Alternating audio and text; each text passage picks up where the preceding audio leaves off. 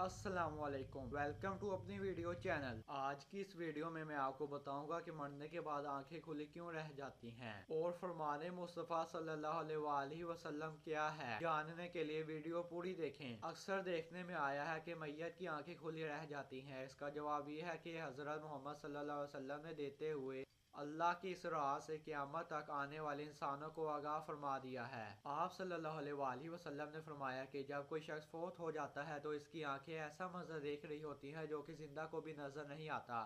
احادیث کے مطابق جب صحابہ رسول صلی اللہ علیہ وآلہ وسلم حضرت ابو سلمہ رضی اللہ تعالیٰ عنہ کا آخری وقت آ چکا تھا تو آپ صلی اللہ علیہ وآلہ وسلم اس کی عیادت کے لیے تشریف لائے۔ وہ اس وقت نزع کے عالم میں تھے، گھر میں افسردگی کا ماحول تھا اور خواتین بھی رو رہی تھی۔ اس موقع پر آپ صلی اللہ علیہ وآلہ وسلم نے فرمایا کہ جب میت کی جان نکل رہی ہوتی ہے تو اس کی نگاہیں پرواز کرنے والی روح کا پیچھا کر رہی ہوتی ہیں۔ آپ نے خیال کیا ہوگا جب میت کی روح نکل جاتی ہے یعنی جب وہ بے جان ہو جاتی ہے تو اس کی آنکھیں کھلی رہ جاتی ہیں۔ جب ابو سلمہ رضی اللہ تعالیٰ عنہ کا دم نکل گیا تو آپ صلی اللہ علیہ وآلہ وسلم نے اپنے دست مبارک سے ان کی آنکھیں بند کیں۔